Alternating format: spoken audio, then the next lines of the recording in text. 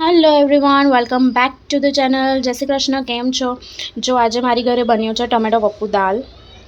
સો આપણે આગળ જોવાના છે કે આ ટમેટો પપ્પુ દાલ આપણે કેવી રીતે બનાવીએ છીએ. આ હૈદરાબાદની એક ફેમસ મિલ્સમાં મળતી રેસિપી છે અને આપણે હવે આગળ જોઈશું કે આ કેવી રીતે બને છે. ચલો જોઈએ. ટમેટો પપ્પુ બનાવવા માટે પહેલાં દાળને છે ને આવી રીતે પાણીમાં પલાળી અને ગેસ પર ઉકાળી લેવાની છે. જ્યાં સુધી એનું ફીણ ના નીકળે ત્યાં સુધી આપણે 1 થી 2 વાર એનું ફીણ નીકાળી લઈશું. પછી આપણે આગળની પ્રોસેસ કરીએ. જો મેં આનું બધું ફીણ નીકાળી લીધું છે. હવે હળદર નાખી અને દાળને આપણે બાફવા મૂકી દઈશું. 4 થી 5 સીટી વગાડી લઈએ.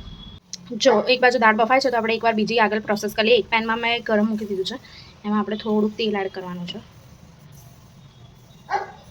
2 to 3 સ્પૂન તમે લોકો જેવી રીતનું તેલ ખાતા હોય, પણ આમાં થોડું આગળ પડતું તેલ પડે છે. તેલ કરી લઈએ. હવે તેલ ગરમ થઈ જાય એટલે આમાં આપણે લીમડો એડ કરીશું.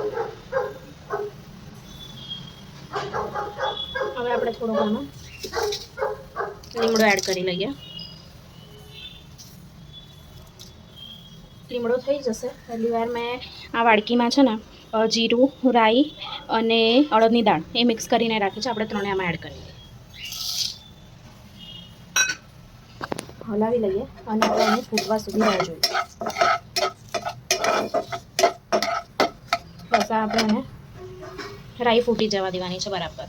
મેં છે ને આંબલી થોડાક ગરમ પાણીમાં પલાળીને રાખી છે. આપણે એને થોડીક વાર પલળવા દઈશું.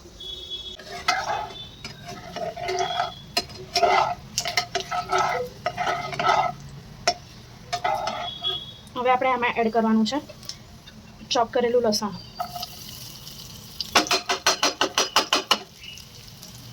આપણે લસણ એડ કરી દીધું છે. હવે 5 મિનિટ એને થવા દઈએ.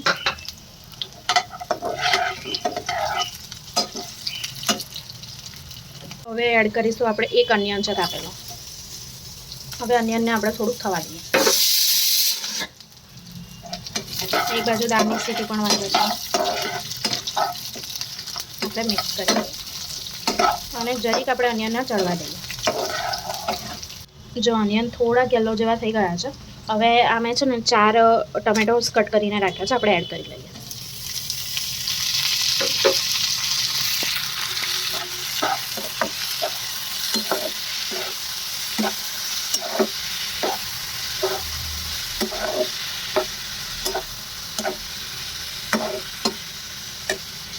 હવે આની અંદર આપણે બધો મસાલો કરી લઈએ. હળદર આમાં નાખી છે એટલે આપણે હળદર આમાં એકદમ ઓછી નાખીશું.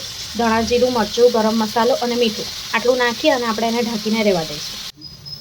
જો મેં આમાં મસાલો કરી લીધો છે. હવે આપણે એને ઢાંકી અને ટામેટાં ચડે ત્યાં સુધી રહેવા દઈએ. આપણે હવે ઢાંકી લઈએ. હવે વચ્ચે આપણે એકવાર ખોલીને જોઈ લઈએ.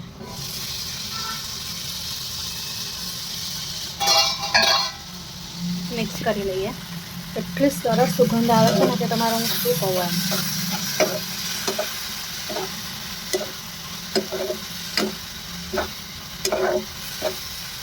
જો ટામેટા થોડાક જ થઈ જવા જ આવ્યા છે. તૈયારી જ છે. એને 2 મિનિટ માટે હજી રહેવા દઈએ. જો આ એક બાજુ મારી દાળ બફાઈ ગઈ છે. મેં તમારે 4-5 સીટી કેમ કીધું હતું? દાળને આપણે આવી કરવાની છે. નથી બહુ મિક્સ કરવાની, નથી બહુ આખી રાખવાની. જો તમે 3-1 સીટી મારશો ને તો થોડી આખા જેવી રહેશે. જો તમારી આખા જેવી રહે ને તો આપણે હવે થોડીક એને મેશ કરી દેવાની છે આવી રીતે. જો આપણા ટામેટા પણ અહીંયા એક બાજુ ચડી ગયા છે. દાળ પણ એકદમ ગરમ ગરમ જ છે. આપણે એની અંદર એડ કરી લઈએ દાળને. જેવી બફાય ને એવી તરત જ અંદર એડ કરી લેવાની છે. હવે આપણે એને મિક્સ કરી લઈએ.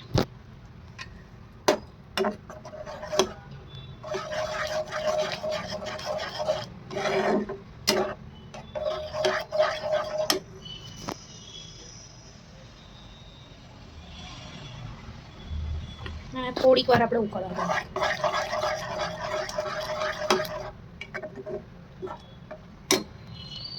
આમ તો મેં મીઠું એડ કરી દીધું હતું, પણ જરીક જ મને એવું લાગે છે દાળના ભાગનું ઓછું પડશે તો હું જરીક મીઠું એડ કરી લઉં છું.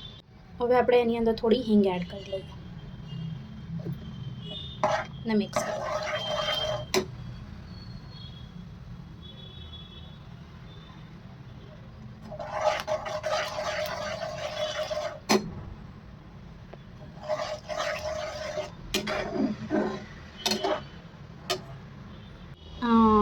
હવે જે આંબલી રાખી હતી ને આપણે એને બરાબર મેશ કરી લઈએ. હવે જે આંબલીનો પલ્પ હતો ને એ મેં આની અંદર એડ કરી દીધો છે. હવે આપણે દાળને 5 મિનિટ સુધી થવા દઈએ.